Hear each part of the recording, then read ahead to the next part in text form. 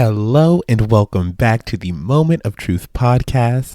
This is the show where I invite you to take a moment to reflect and be proud of how far that we have come as individuals and as a community, but also honest about where we still have to go in our growth as supporters and protectors of Black trans power.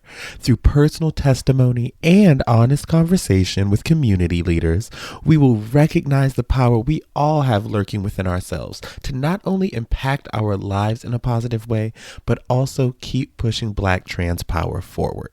Okay, I'm your host, Junior Mint, and let's get into this gig, okay? Because first off, I need to let y'all know that your girl started her YouTube page. Get ready for so many new developments in my content creation. I want to turn this podcast into a video podcast so that way, if you're interested, you can actually see us while we're talking. I'm also doing extended content. If you follow me on Instagram, you know that I do Minty Mondays.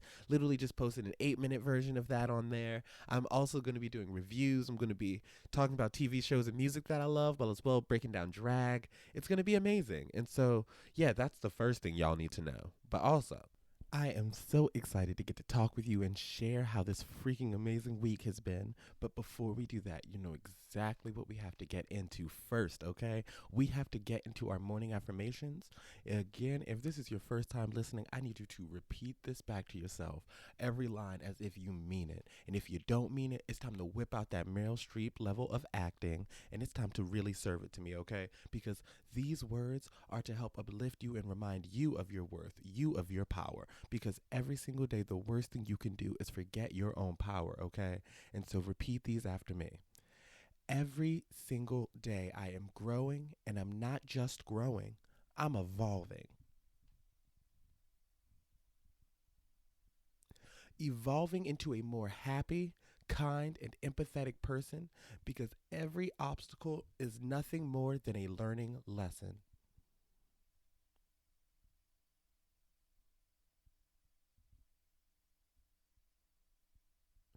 Every day is an opportunity, not a burden, because I woke up, and that is a blessing.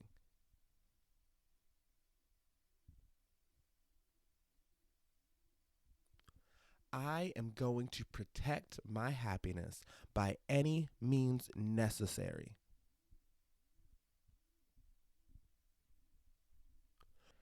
That last line for me is one that really hits hard and has been something that has really got me through this week, which is just simply I am going to protect my happiness, my sanity, my love, everything about me. I'm going to protect it by any means necessary because that's what I deserve. I am worthy of protecting my happiness. And oftentimes we can forget that and we cannot remind ourselves of it. So if no one has reminded you this week, let it be clear that I am, that you are worth protecting your own energy. You are worth surrounding yourself by people who love you. You are worth not changing yourself for others, okay? That's what I really, really, really want you to know today because this has been a beautiful week for me, not because everything has been perfect, but because I am still here and I am still happy and I am still growing and I'm still working through everything with confidence and courage simply because what? The world will not give you any of the opposite. The world will never give you all of the beautiful things that you deserve in this life. And on top of it, they will not always give you a reason to smile. And so I actually found so many different ways of bringing joy to myself and happiness and clarity to my life over the past week. And so I think when it comes to my roses and my thorns this week, my rose is just that I'm here, that I am maintaining my mental health through actually checking in consistently. I am as well on top of it, making sure that I am not putting myself into positions that is putting my own mental health at risk. And I'm so thankful to not be doing it anymore. And I'm so thankful to realize that once I begin to embrace myself and love myself and really listen to what I'm feeling and what I want, it was so wild. The flip of having to deal with life changed in terms of like the smallest things that would feel like it would take all of my emotional energy. I was more apt and ready to like actually deal with it simply because I think that for me, having to pretend to be someone else or having to put someone else's consideration before my own, it's something that not only is just like kind of ingrained in who I am and not, well, most Black trans people, because that's how we have to honestly navigate the world in order to not be murdered. But on the other side of it, I feel like when I actually had to do things or step out of myself in order to do things, it was just so much more immensely draining compared to when you get to walk out the house as exactly who you are, proud of who you are, ready to face whatever the world is going to give you for being who you are. It makes dealing with a lot of things a lot easier because just having to get out of bed, I don't have to put on a character. I don't have to put on a mask just to go talk to my family or live my life or be like, oh, well, I don't want to say this specific thing because this person doesn't know this about me. Fuck how anybody else feels. Fuck how anybody else, what anybody else cares about in terms of whether or not you fit into the box they want you to. Fuck them. And that is part of the rose this week. It's just because I have truly been seeing the effects of putting myself first and what I want first and my happiness first and everything about me first, just because I so rarely do it. And it's such an interesting, unique feeling for me. And that is definitely my rose this week. Just taking it day by day and allowing myself to connect to myself and allowing myself to be vulnerable with myself and allowing myself to be honest with myself, because oftentimes that's not even the easiest thing for us to do to ourselves. And I mean us in terms of everybody, because it's so easy to stay in the cycles that we are in, and it's easy for us to survive in the cycles that we create because we created them in order to survive. So I've realized so oftentimes it's so like a puzzle game of trying to track down how I really feel. But since the first times I've been practicing and making sure to be mindful about how I'm speaking to myself and the truth I'm speaking to myself, it gets easier. So if anybody out there is working on it, working on being honest with yourself, working on being truthful with yourself, finding new ways to love yourself, just freaking know it gets easier. It gets easier the more work you put in, simply because it is another cycle you're creating. You're creating a cycle of self-love in your life. You're creating a cycle of taking care of yourself, creating a cycle of asking yourself actual questions that you need to be asked. There's so many different pieces of yourself that you are beginning to consistently nourish. And so just know it may not seem easy in the beginning. It may not seem easy a month in. It may not seem easy 2 months in. It may not seem easy 5 years in. But bitch, just know it will get better and it will get easier. Just remember that the only person that you need is you, bitch. You came out this womb fully fleshed out, formed into the perfect angel that you are. And it's just a simple matter of getting to see the angel for yourself, okay? Oftentimes people can see the beauty in ourselves when we can't. And so it's just a real matter of getting to see yourself in the true and honest light and the true and honest beauty that you are. And so yeah, that was a long, long, long little sermon about self-love and checking in with yourself and asking yourself the right questions. But it's very needed simply because we don't talk about it enough. And even if we talked about it every day, it still wouldn't be enough simply because it's a consistent work. You don't get a day off of self-love or self-care. And the day that you do take a day off is the moment where you're like, God damn, why am I so freaking depressed? The amount of times where I will just completely play into things that I know will not serve me well. Like when you're already high, then you take 5 more hits from the bowl or the bong or whatever, and then you're like, why am I having an anxiety attack? Well, bitch, you got really freaking high. Like you smoked too much weed, literally. And that will be the thing that will get in the way of me getting work done and realizing that, like, bitch, you are literally numbing yourself in ways that you're not even conscious about. Junior, do you really need this hit? Do you really need this? And not shaming myself for smoking, but just truly making sure that I'm getting what I'm wanting from this drug. Or am I unconsciously using this drug to numb something? And the moment I came out to my family and I came back from coming out to my family and making sure that everyone face to face knew about my transness, it was like, oh my God, this weed was not serving me. This weed was not serving me in the way that I wanted it to, but it was serving me in the way that I unconsciously needed it to. And so I have been really checking in with myself about so many different parts of my life that I'm like, oh my God, you really don't like to drink that much. Oh my God, you really don't need to smoke that much. Like, you know what I mean? Really checking in and being like, these were a lot of things that made it a lot easier to live with the knowledge of like, I can't be myself all the time in all spaces. And I think once I tore down that wall with my family and I faced the biggest fear that I didn't even know was a big fear for me, which was just getting to like face my family and truly stand in my truth, which I never got the chance to do. And so, yeah, I think If this sermon is for anything, it's just the fact that your process is your process. Your story is your story. It took me 25 years to reach this beautiful, healthy place for me. I could definitely say that every other state that I was in, not state like physical state, but like, emotional state, I was in was just on a trajectory upward. Even when I thought I'd reached the place of understanding myself, oh, bitch, this ain't the peak. This is just another amazing, like, view of all of the progress you've done, but you still got more to go up. And where I'm at right now feels very much like a peak, but I know that there's so much more of this beautiful mountain of my life ahead of me.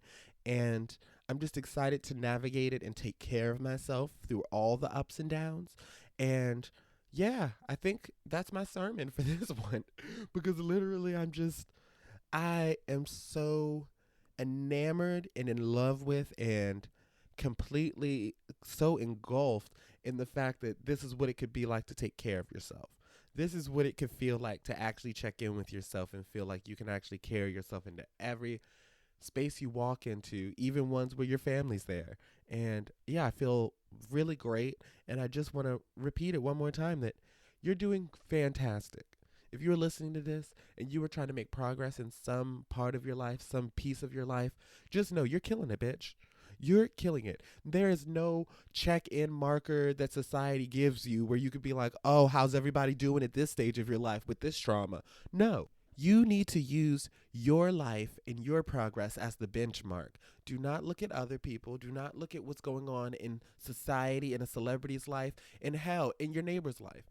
Focus on yourself and use yourself as a benchmark. Track your progress by your progress.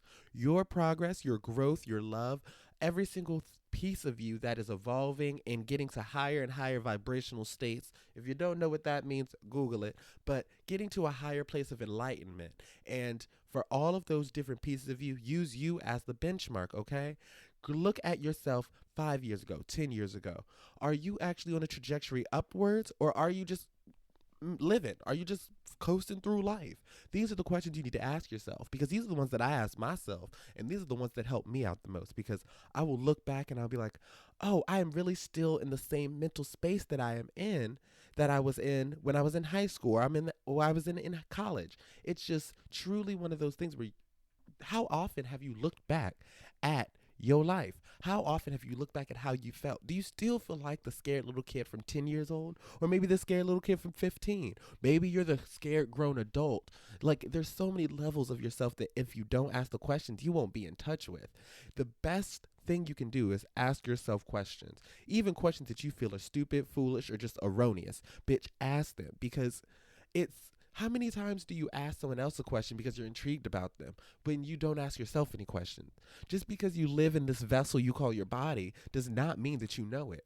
Because there's so many times where your body is screaming out that you're in pain in some place and you don't actually notice it. The amount of times where you're in mental distress and you choose to suppress it and ignore it instead of actually facing it, asking questions, and trying to truly delve into what is triggering you. I have actually grown so much through asking myself and sitting in uncomfortable questions.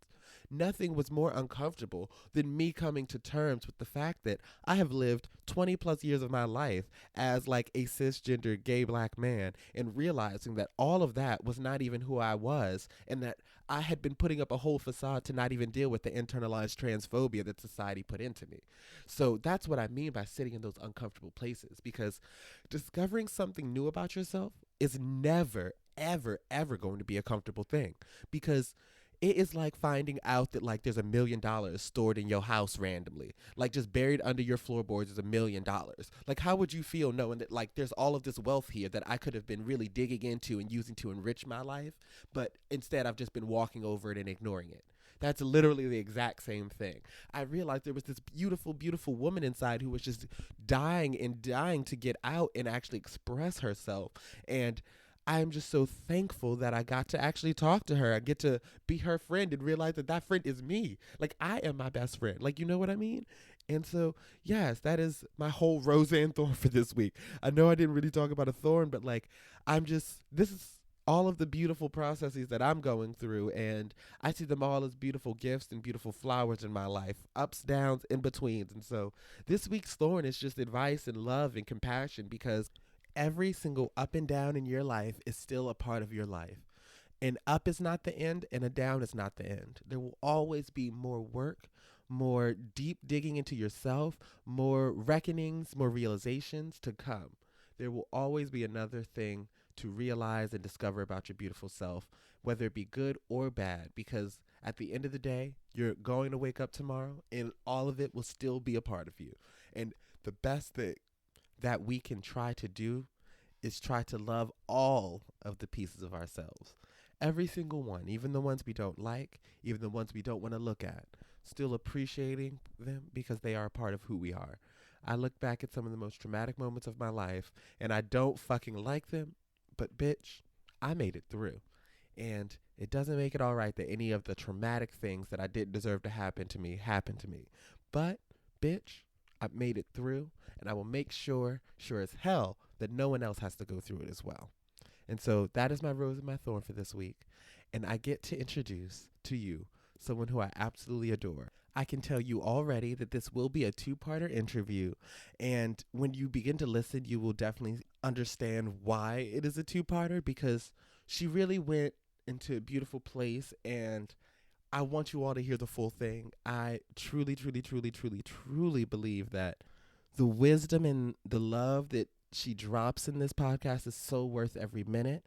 And getting to hear about her story of growing up in Wisconsin is like next level. So I am so excited for you to listen to my drag auntie.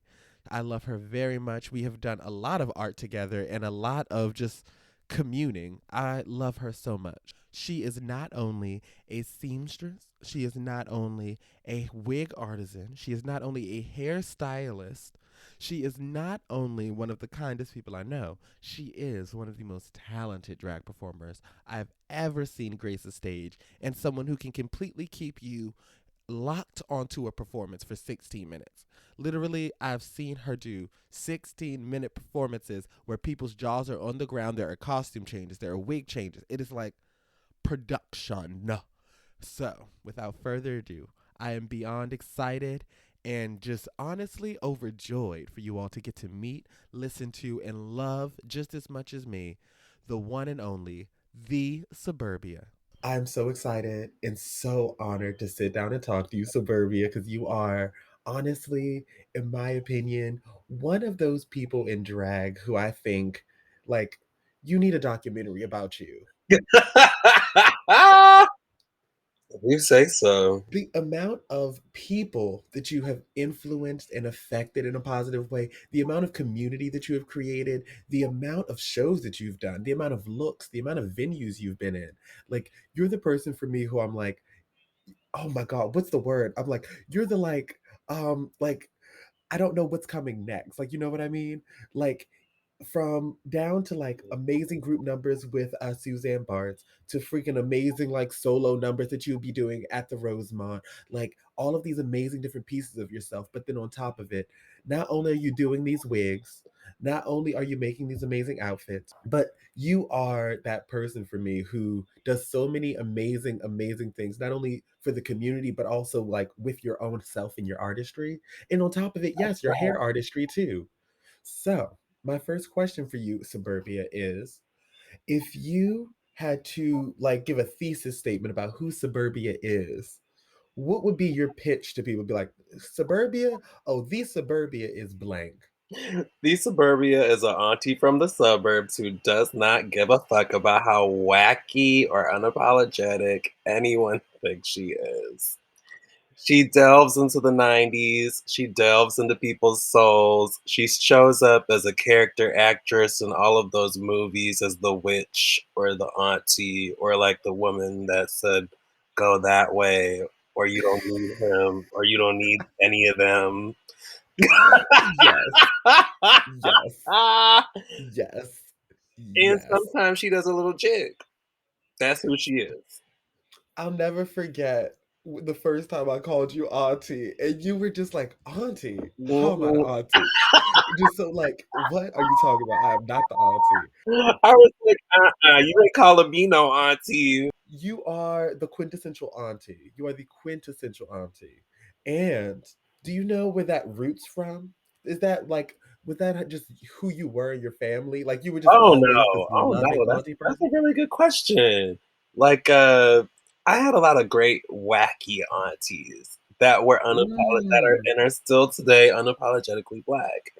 And a lot of them may not even know, and not and some of them are unapologetically black, some Mhm. of them are unapologetically Latino, Yes, yes, and unapologetic aunties. unapologetic aunties. It comes from all of them, and it comes from they're from like that whole sorority uh, Mm. group. So we're talking like Black Power women. They got their Yes. own businesses. They Mm. they they were running the church. They had their sorority meeting every weekend. Work. And then they would also have the bigger conferences. And as Mhm. a kid, I would always go because my mother would not. Sorry about that. My mother wouldn't want It's me okay. to stay at home with my father. Mhm. So when I would go, they would have these big fashion shows. They would have these big dinners, galas, and Wow. they would also do these speeches. And I remember being like, why is there always a speech? Why is there always a gala? What is the point of all of this? And Mm. now, like, I find myself thinking about those events and how I didn't realize that they were made to uplift the surroundings that those women were within. And Mm.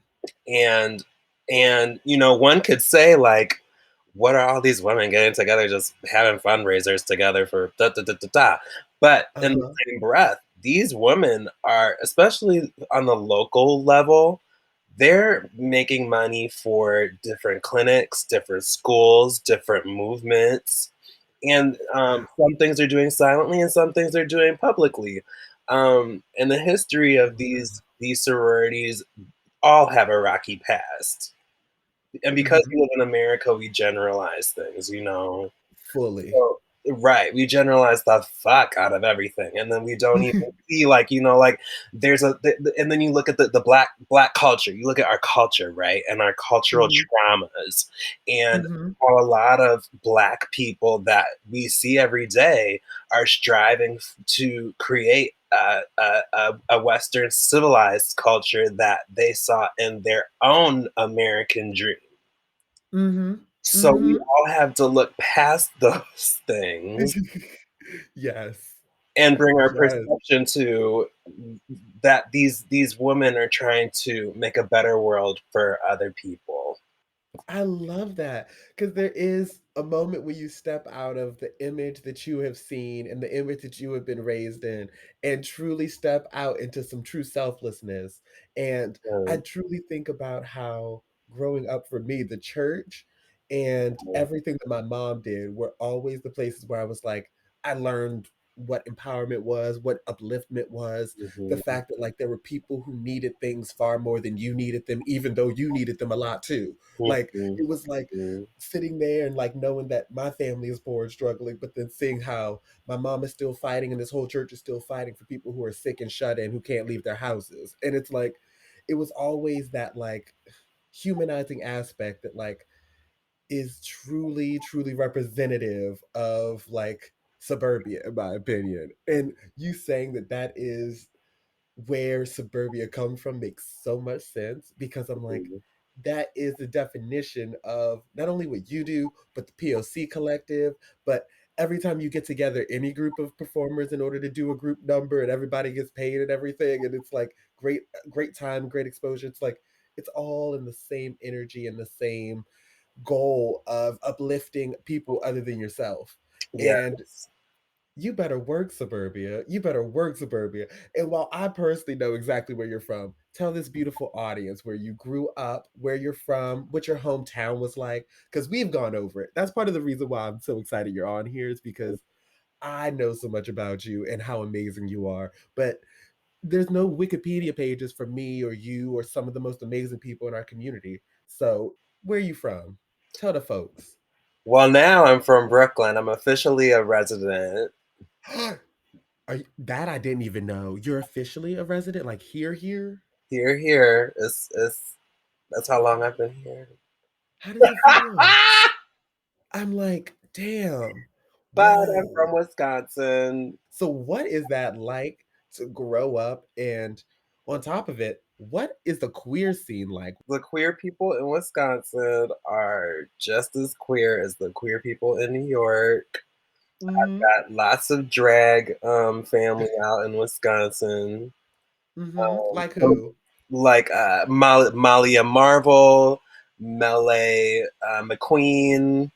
Uh, I love Melee McQueen. yes, Melee McQueen and Malia are there. I love them.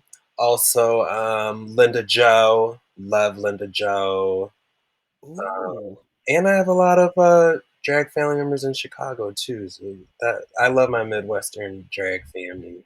But going back Word. to the growing up in Wisconsin, Mhm. growing up in Wisconsin, um, for me was in the beginning. This is how, and I've thought about how I would say this story a lot. It goes back to see, my grandpa was one of the first Black Supreme Court judges in Milwaukee. Wait, And it was, really? yeah, and it was during the civil rights era. Oh my Yes, god. honey. So we were one of the first Black families in the suburbs that I grew up in. So all of my childhood, I was surrounded by these white people who would be like, like, like, like, like mothers, fathers, who would be like, "Oh, tell your mother's sister that I said hello," or "Oh, I remember da da da when we went to the high school, whatever, whatever." We went to the same high school, the same elementary schools, all of that stuff. And Wow. and I had no culture shock thing at all, but I did Uh-huh. have the because my parents always we were we weren't like away from our culture, you know. We were Mhm. still we were just a part of a different district, you know. Mm. Like we still Mm. went to Mhm. church, still went to events, still have friends, still da da da da da. Mhm. But when I was growing up, I remember in second grade or first grade, I had this teacher, Mhm. Miss Michelet, and long blonde hair. It was green, but something with the Packers. The Packers were doing really well for a few years around that. I think it was like seven. And it was Of black. course, the Packers. Of course. She was we were sharing like our little we made like stick figures of ourselves, and mine was brown, and I was seven, Ooh. and I was da, da, da, and like I think there's only one other black person in my class, like a class of like, I don't know, 13 kids.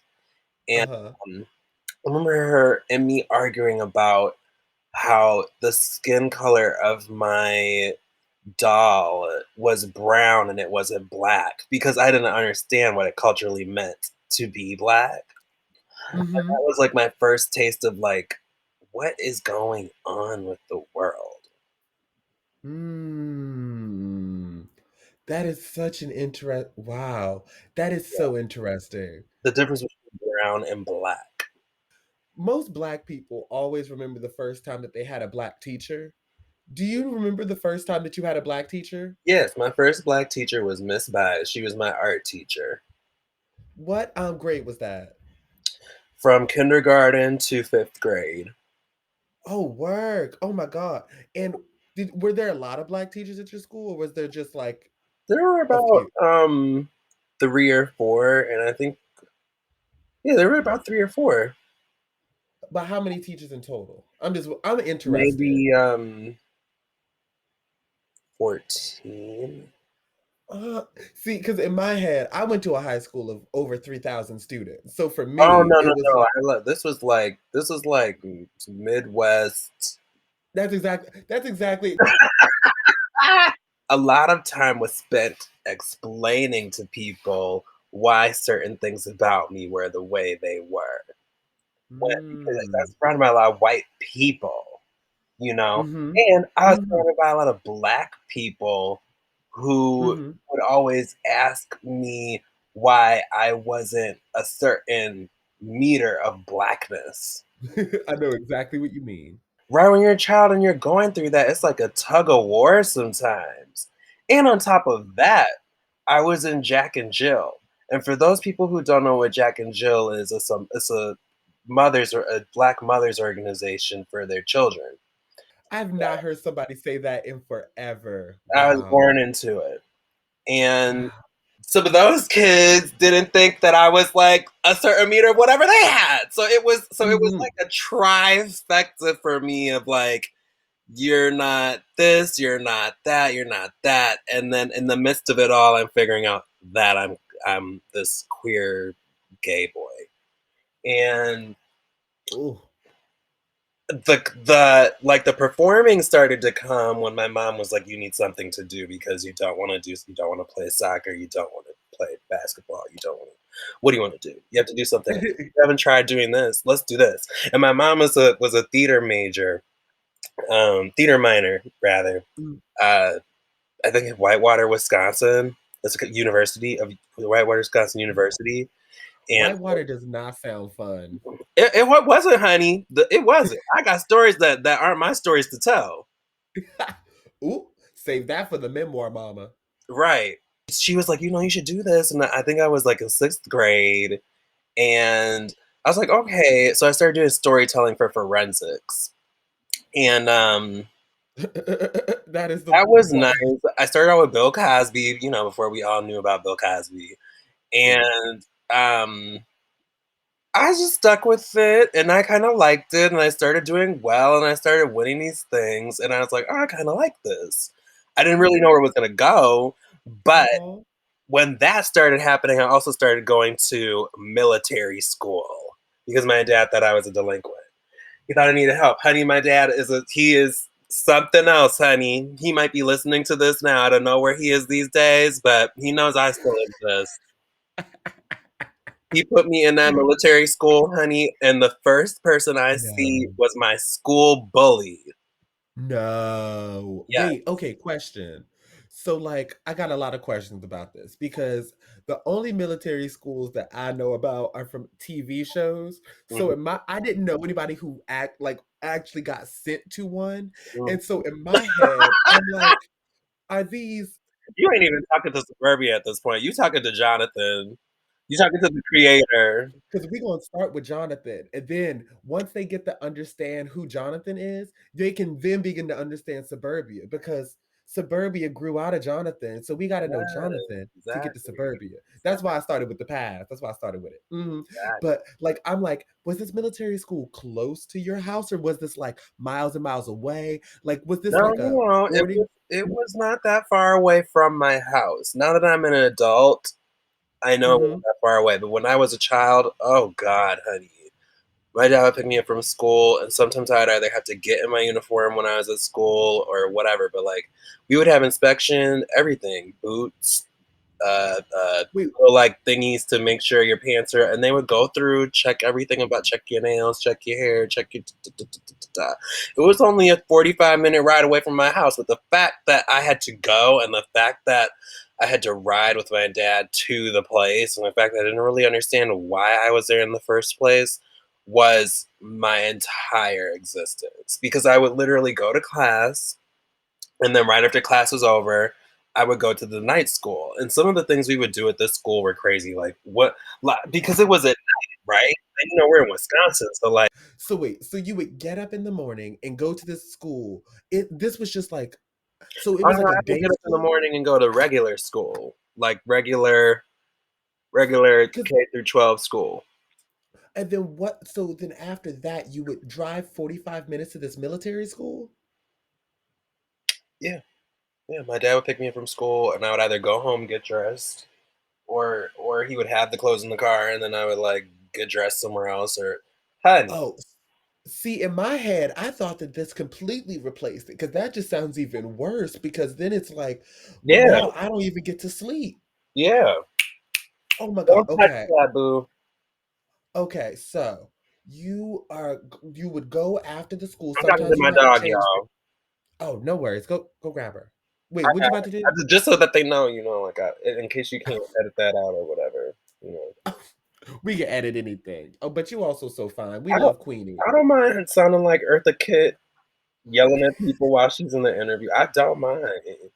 Oh, It's we not stand character. legend behavior. Legend behavior. So you would go to this school after school, and then what would happen? And you'd have to drive 45 minutes with your dad, and then what would happen?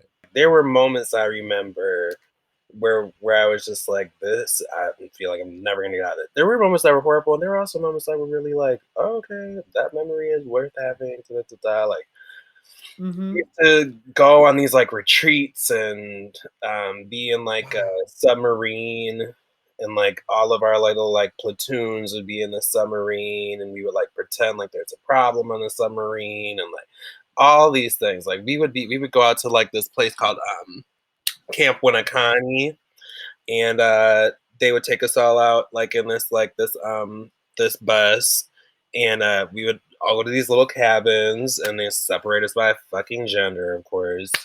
And Oh my. then we would have to play like capture the flag, but like it was like you gotta realize like some of these kids that were in this school were not nice people. Like they would some we would do things sometimes, and they would you would and you're a kid, so you're just like, that's where I really began to realize how valuable my perception about things was. And that's how I became a better Mm, storyteller too, because there were stories that I could not really tell, but I knew that if I told things in a certain way, it would send a subliminal message about what I was actually saying. And then mm. my mom started to teach me that with how I was like practicing with the acting and stuff. And how long did you go? How long did you have to Oh, do I it? went all the way until I think I was a freshman in high school. So wait, but when did you start? Fourth or fifth grade. Fourth or fifth grade? Mm-hmm. Oh my, oh my God. That, I'm just, I'm so shook. I mean, my dad was also in the military, so there could have been a lot of Oh. with all these articles I've been reading. I'm just like, in these cases, I'm just like, there's a lot that I don't know about him. I don't know what his ulterior motive was for me being there. I don't know if it had something that was attached to his career or what. So I think about those things, and I'm like, I can't be completely upset with him because there might have been something that my father was doing just to survive, just for his status, or just for his whatever, his egotistical Mm, trauma that he had within his own mm. problems. See, So I look back at it now and I'm honestly, like, I guess, you know, it is what it is, but that was also his mm, life too. So that's also and like a factor that went into it too. And some of it, no, I didn't need to go through. But when I think about it, I'm just like, how much was really going on, and what type of strength did it take for him to put me through that? that's the thing. It's one of those things where it's very healthy and very, I hate to say enlightened, but just very healthy and not toxic when we can view the world that way. Because I feel the same way about so many pieces of my childhood, mainly because it's like I was always gonna have the childhood I was gonna have because I had the parents that I had and I was who I was. Like, Mhm, because at mhm. the end of the day, my family, I was born into the situation I was born into, to the beautiful parents that I had, and they are people working through whatever they are working through. Doesn't make what they do all right, but it does help me explain it. And that's how Right. I feel so much about my own father, of just like my from I only really know about my dad and like his life and his stories from what my mom has told me, because he's not that type of person. And on top of it, it's like once he left, it was like, where how you gonna tell me? And so it was one of those things that I have so much like love in my heart for him still, even though all of the traumatic things he has put me through, all of the hurtful things he has said and done to me. Because when I hear about the trauma he's went through as a kid, when I Right, hear about all the things he right. went through, that like I didn't even hear from his words. I heard it from my mom's. And it just to the point Mhm, of realizing that hurt people. And it's no different from our parents. And that like mhm, that's why I hold so tight to my mom, is because she's not perfect, but she is trying consistently to be the best version of her. And that's all I can ever ask for. mhm, All I can ask for is growth. And yeah, that's really it. Because it's not like my mom did anything traumatic to me. It was mainly my dad because of all of his like internalized homophobia, internalized hatred and stuff that like, mhm. yeah, I feel very similar, even about my dad leaving. I'm like, honestly, it was probably the most traumatic thing you could have done to me as a kid, abandoning me, but also at the same time, I didn't need a toxic ass father in my household. Right. It's mhm, finding a silver lining in our lives because black trans people ain't got another option. If you don't find a Mhm. silver lining, what else am I going to find? Society ain't going to give me nothing Right. else. Well, that goes back even into like what was it like growing up in Wisconsin? Like as I got older and like I started to like realize I have my own um power to cultivate whatever I want to. Mhm. That's when I started to go deeper into the acting and like I would go into Mm. I try to be a part of a lot of different clubs and I would try to figure out anything that I could do so that I would not have to be at home. So Mm. my mother was always working very hard, so she was always coming home late. And I had to do what I had to do in order to let my soul survive. So Mhm. I made it a prerogative to continue winning all of these acting competitions so that I wouldn't Definitely. get abused at home. Mm. I What? would come home, say I've won national competitions, state competitions, my dad wouldn't even care. But no one really knew like the motivation that I had behind all of it was so that I Mhm. wouldn't have to be at home. Mm. I had my Mm. schedule set up so that like I would never have to come in contact with him. Once I really like had it down, like I had it down, and then it was down to the point where like people colleges were trying to recruit me and stuff. Like who knows? Maybe someone's listening to this today and they're like, I was there. But there's probably some people from when I was in high school at that time that are probably like, yeah, I remember like that boy like did the thing and da da da got fourth, got first. Da, da, da. Probably there's a lot of people that are here that follow me from those times. And Yeah.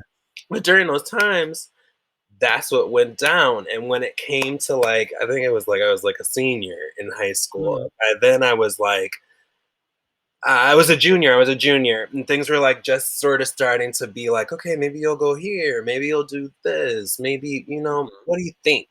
That's the that stage where you're like trying to Oh, figure yeah. out what am I gonna do when I get out of here.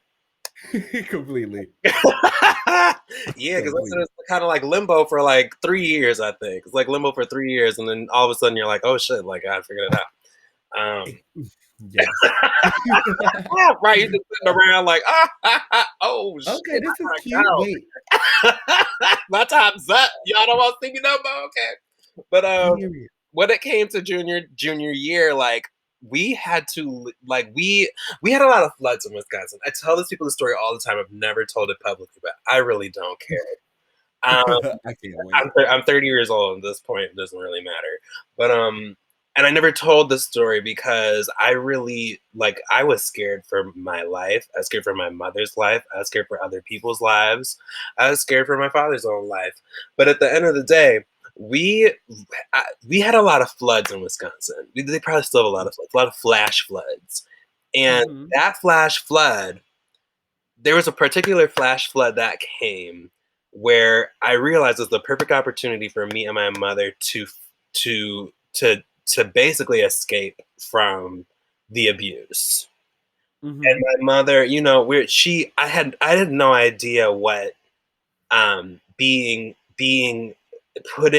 putting emotional investment into things was at that point. Like this, you're still kind of too young to really understand what that means. You know, Mm-hmm. so my mom's Mm-hmm. hanging on to all that with this emotional uh, investment, Mm-hmm. and this flood comes, and I'm like, he's gone. Let's go. And it was literally like that. I said it just plain as that. Wow. Let's go. I think it might have been a school night or whatever. I don't even remember what she said. I just started packing her stuff in her car. And, Wow. and I just, and we got it all in. And I was like, Uh, we only got a certain amount of time. Let's go. Let's go. Y'all see, I haven't even mentioned what the problem was. I'm not going to give mhm, y'all that tea, but I'm going to tell you how we mhm. got away. I put it on the car and we drove away, sat outside of a McDonald's. And after we ate, we looked at each other and said, now what? To this day, my mom's like, if you wouldn't have done that shit, neither of us would be who we are today. Mm. Oh, literally, fully. Oftentimes, it's the children that have to be the ones that like brave the actual like initiation of change because it was the same way in my household, and it's the same way in a lot of other Black households that I know of, where like the person who initiates the change and the breaking of the cycle is the child because Yeah, so oftentimes it's not like, especially when you got two Black parents, it's like they're stuck in the same racial system of oppression that like at the end of the day they can kind of like survive easier together than separate, mm, and oftentimes it's the child who's the person who's like, no, no, no, no, no, no, we are sacrificing happiness for safety and we don't need yeah, to be doing yeah. it. I don't even know And if he sees it from this. From I don't know how he sees that day. You know what I think mm, about that a lot. I don't know how he sees that day because there was a day where we went back to go get more stuff, and I was like, I don't know why we're here. You know, we're gonna run into it. I think about that day a lot. And even that day, thinking about, I don't know how he saw that day, but there was another day where I was mhm, home from college or something, and my mother has a dog. Um, uh-huh. I'm walking the dog, and he drives up, doesn't say nothing, just looks at the dog and drives away. And that's when I was like, even if there's some sort of like therapy or whatever, I forgive you of all of that stuff. But when you think about it, Junior, if you take a few seconds to really think about it, I told you what my whole childhood consisted of. Mhm, It went from being the whole time just being this representation, but at the same time learning how to act through it. mhm, Up to this point of finally breaking through. That's what my whole childhood was like in Wisconsin. So like all of these other things that started off talking with like Jack and Jill and like the black people at school and the white people at school and being pulled in all different directions. By the time I was a junior, all that shit was like not even secondary. It was all the way over there. I have so much other things to fucking think about. it's so funny to me because our lives are very similar in that capacity. Like I when I tell you the amount of like I'm just like, survival I was trying to do on a daily basis just to get through living, like just to get through living, that it's so funny because I realized that like I all of the other things going on like systemically in my life, I was literally the kid who was like in high school I did theater because I was able to stay in that theater in that high school until 10:30, 11 p.m. at night, get home, don't gotta deal with nothing and nobody who's like doing these toxic cycles within my family. And I got to just go to sleep and mind my business and not deal with it. Like it's so interesting when I think about how as a kid I was just in such a survival mode. I was just in a place of like, no, I can't really think about like how you said that high school there was like 3 years of just like, oh, whatever. And then all of a sudden it's like, oh, yeah, I gotta yeah, get yeah. Mhm. like the only time I couldn't think about college, so I was trying to survive. So the moment the applications came up, it was like, wait, wait, wait, y'all had time to plan out your futures? You had Mhm, time to visit school? You had time to do these? Like, mhm, what? I was over here literally trying to think about how to actually not like be suicidal. Like how mhm, I was actually going to make it through having to go home and like find my grandmother who's bedridden, who like my mom is taking care of. There's no money, like all the things. And mhm, so I'm like, I so connect on that. Like when you are just trying to survive, everything else in life is just like, it's just happening. I'm just focused on this. Yeah. And that I think is one of the things that I think is most beautiful about our experiences is that like no matter what we went through, we came out the other end stronger in ourselves. Like we are who we are and we get to proudly be who we are every single day. And I think that that story makes me emotional that you told me because it's like it is it's so powerful. It's so powerful how the words of children are the most impactful, the most honest, and what most people need to hear most of the time. Mhm. And it makes me so happy at the fact that your mom had you because I look back at my childhood and oftentimes like I was the person who was speaking that truth to my mom to be like, this doesn't make any sense. Like Mhm. Mhm. and so, one, I want to say thank you. Thank you for being who you are, even back then, because you saved your mom's life. You saved your life. This future you're standing in right now with all of your beautiful blessings is because you secured that for yourself as a Mhm. child. That's the thing. I always am just so proud of moments when we don't even understand the world and what's going on and Yeah. languages for how we feel, but we know how to take care of ourselves and we know when to protect ourselves. And so, with that, I want to transition into the beauty that is suburbia. And I think that that is probably the perfect place to leave this interview until part two next week. What I want you all to know is that this portion has been such a deep dive into who Suburbia is and where Suburbia comes from.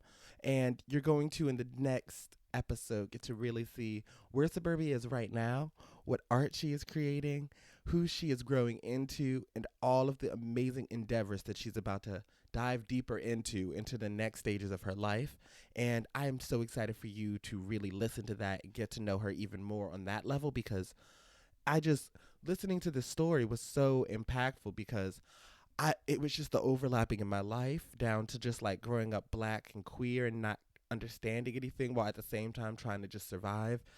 I think that a lot of people need to hear a story like Suburbia's from a person like Suburbia because hearing Suburbia speak about her life is one that is very powerful and it's something that I think that a lot of people don't get to hear consistently because even when black trans people get a platform, oftentimes some production company or someone higher up wants to water down what you have to say to make it more marketable to privileged people. And the way Suburbia speaks and exactly what she says is something that's just so, it cuts clean through everything and it just hits right at your heart. And I love her so much and I cannot wait to see all of the amazing, amazing things she does in this future because Suburbia is a name to look out for, okay? Like, no exaggerations. Like, you saw, like, you can look up her Instagram and you will see, like, bitch is not playing. So now we have come to the end of the podcast.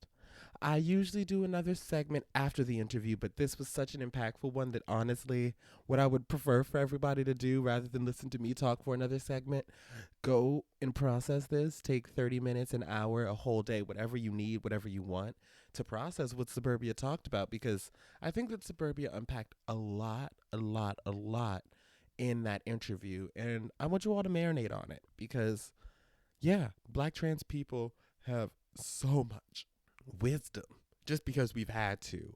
And I think that if you sit and you ponder on it, I think you'll walk away with even more wisdom than you can expect. So, thank you for listening. I love you all so much. You know that we will be back next week with another amazing episode. And on top of it, I would like to announce that after this episode, after the second part of Suburbia's episode, we will be going into our final episode of this season. So, when I created this podcast, I planned on doing a initial 10 episode season just to see if people were interested, if people actually wanted to hear me talk and everything. And actually, the response has been so beautiful that what I'm about to do is I'm taking some time off of the podcast to upgrade it in terms of like I want to create possibly a video podcast of this, but I as well want to take the time out to make sure that all of the audio that I'm working on in terms of like recording all of the sound bits in terms of like sound noises, intro music, outro music, interlude music. And as well, what I also want to create for this are little commercials in between that are going to be able to actually promote Black trans GoFundMe's or Black trans organizations that are in need of funds, different things that will be able to really build out the podcast. But what I don't want to do is rush to interview people and as well make all the changes. And I want to actually have it be able to, boom, just be done. But what I'm going to be doing in the meantime from all the episodes is, in addition to my, if you follow me on Instagram, you know that I do Minty Mondays, which I delve into a different topic and turn it into an activist and as well self love sermon. And I'm going to be creating much more of those because I've launched my YouTube channel, as I said in the earlier part of this podcast. And again, you can follow me, subscribe.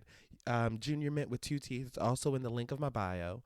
But I am so freaking excited about all of the content because it's going to tie into the podcast. So, all of the sermons that I'm writing, you'll be able to find them on my YouTube. The one that I just did, which I just launched, is 8 minutes long, and it's 8 minutes of all about nourishment and taking care of yourself, and that nourishment is more than just physical, it's emotional and mental.